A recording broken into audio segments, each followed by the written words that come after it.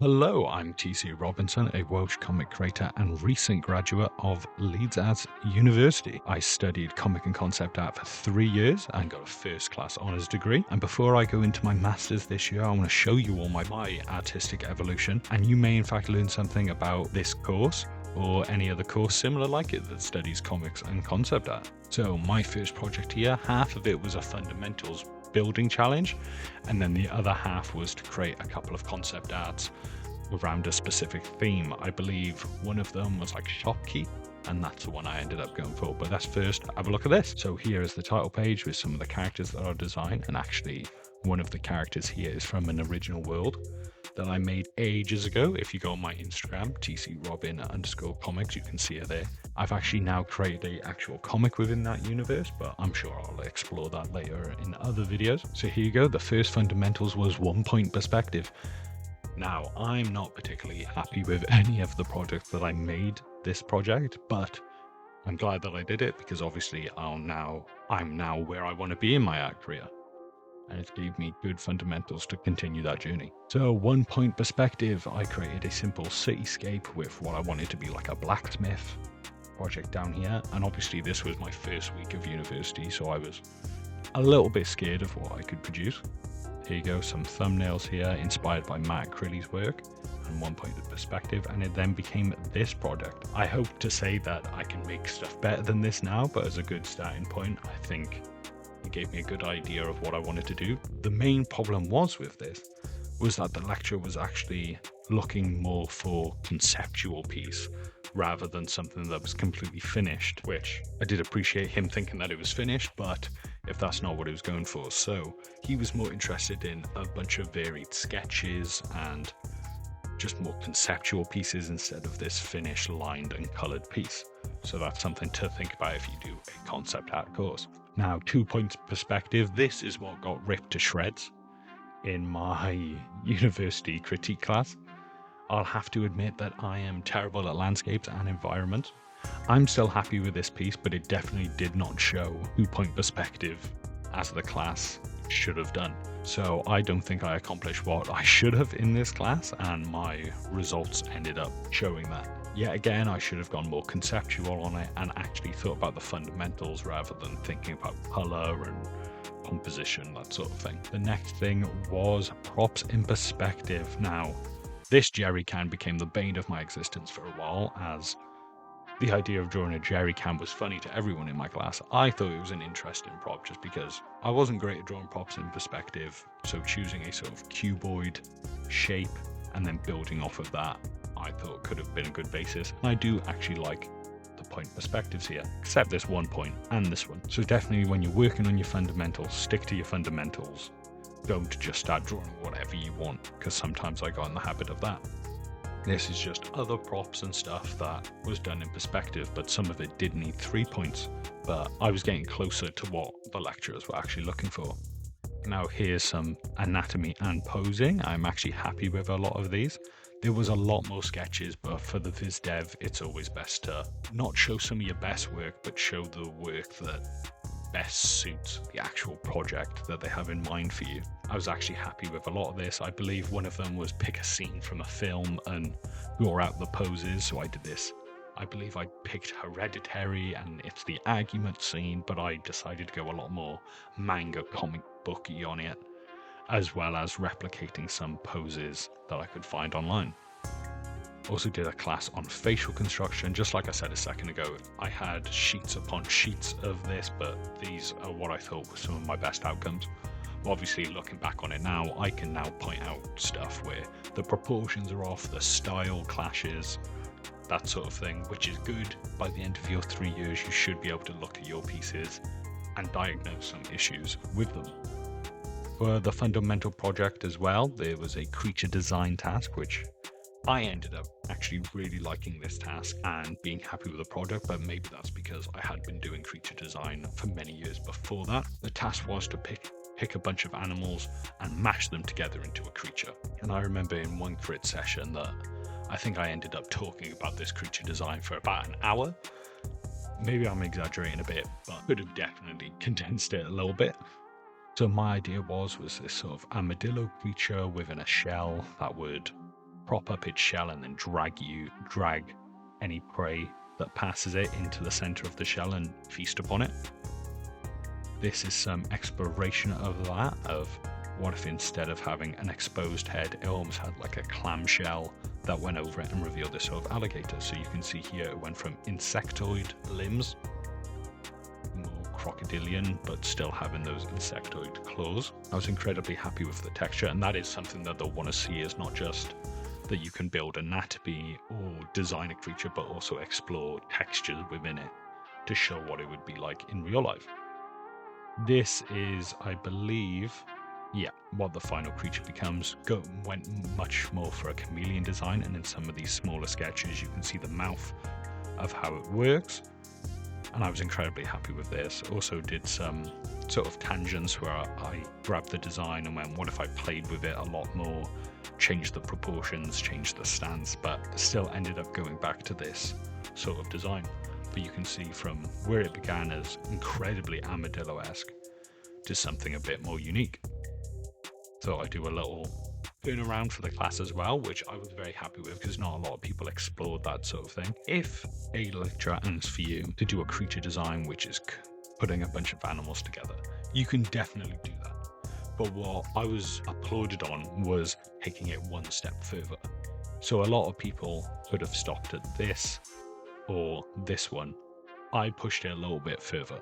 So I then grabbed more animals, put it into there. I thought about the evolution of this creature and how it would be like a water creature or a Sahara creature that would find like small springs of water and sit itself upon it like a big rock, and then grab creatures and pull them in. And I thought about how it could swim, how it would camouflage into stuff, and added that to the design. So always think about that sort of thing.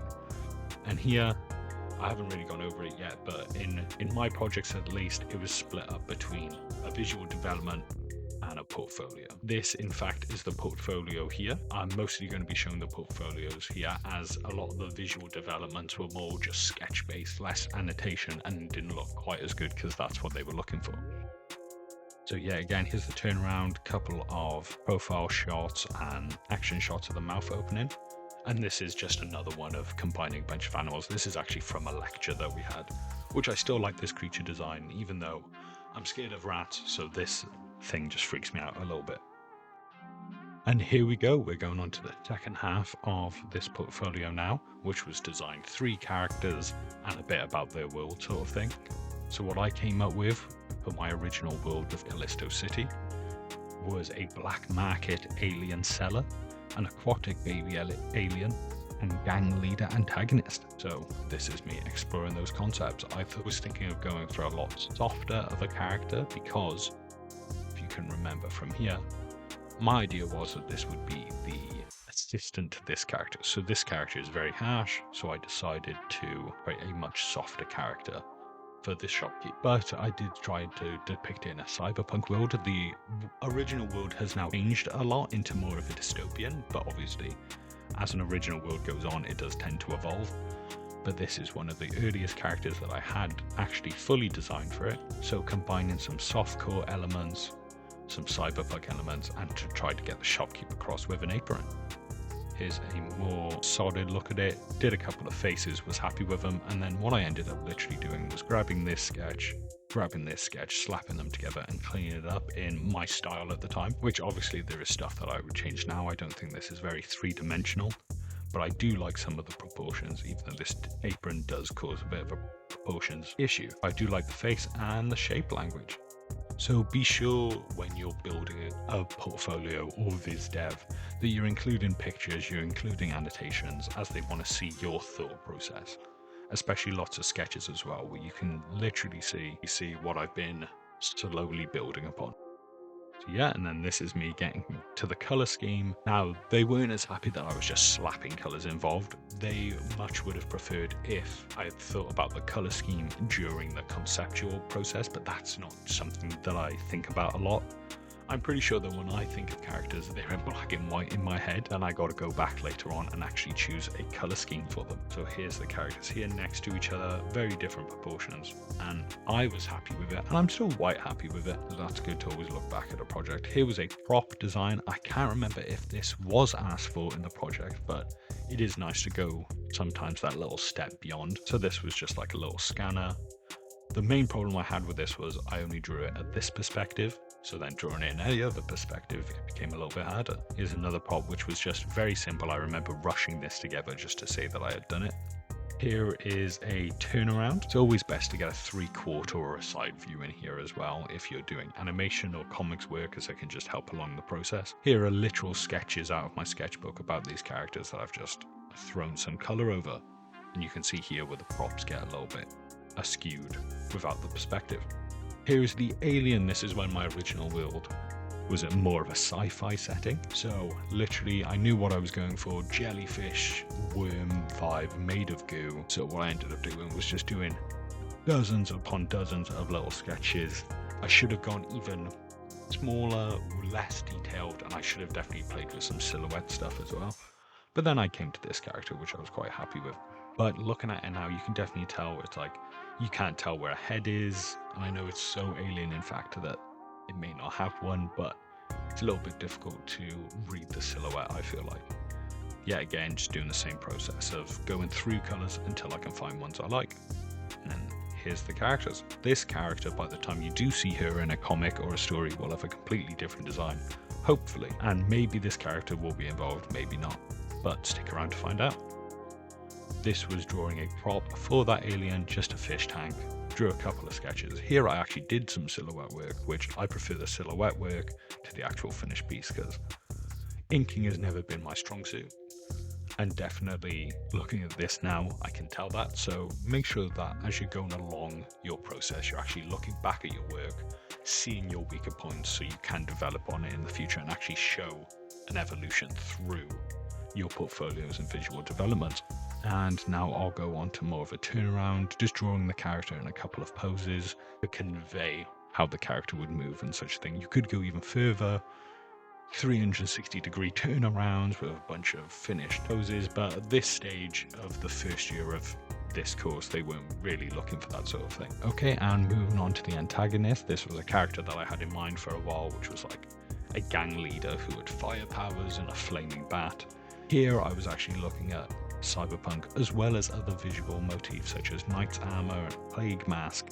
So don't just draw upon one era. If you're doing a historical piece, definitely do that and explore that historical piece lots. If you're creating something original, find a varied array of inspirations for that. I'm not happy at all with the legs, the armor pieces and the silhouette I'm still pretty happy with, but could have had a lot more work on down here, which I must have even thought that then, as I changed it for this finished piece and then just did the same color schemes. But on this one, I almost knew what I was going for, having this burgundy and red color, almost like a varsity jacket, mixed with these cyberpunk elements. And then also make sure that if you are doing a conceptual or concept art based course, you're always thinking about values. The things you should be looking at is what your references are. Don't just go on Pinterest, go into the links on Pinterest, go into links on Google, and you should be able to find more stuff. Go into books if your university has a library. I know Leeds Arts did, and later in my projects it did become helpful quite a lot. So research,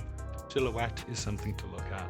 Iteration, so don't just choose your first one, iterate over and over again. And then when it comes to colors, always look at values as well, because I'm still pretty happy with the values here. The bits around the belt gets a little bit muddy, but that's just from choosing the same color trousers as the top of these pouches. But that's something I probably wouldn't do now, because I can look back on my own stuff and figure out the issues with it. Here's just a simple bat drawing of what I wanted to do. I know I just said don't look at Pinterest, you absolutely can, and I clearly was here, but sometimes use it as a springboard onto the next step in your conceptual stage. So here's a turnaround, a little sketch drawing. I was happy with this. Doesn't have much detail, not as clean, but it was literally just a sketch in my book that I then added color to. I actually got a lot of advice that don't stick your color scheme onto the portfolio piece, as apparently it just takes up more space and isn't actually ever looked at by a viewer. But if you are using it for animation or comic book where you've got to pass on to multiple people, then it might help coming up with color schemes and putting them in a little log on the page itself. Here's drawing the shop, which I'll go over quickly because I was not happy with it. Yet again, landscape stuff not being my favorite. I was happy with some of these silhouette / value tests as they helped quite a bit. But here's the finished piece, and yet again, not happy with it. But this time I actually did perspective. Some of it is definitely wobbly, and I definitely needed some characters and scale. Here's an environment piece that I was happy with, and it really helped in this piece to actually do a layout. So a bird's eye view layout of the room.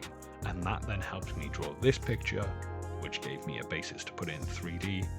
And then I did this sketch, and then I took it into digital, cleaned it up with some lifeless inks, but still the same, at least it works. And I'm still happy with this. Obviously, if I drew it now, I think there'd be a lot more detail and less so formal and just a bit lifeless, which is something that I hope to have improved on as the years went on.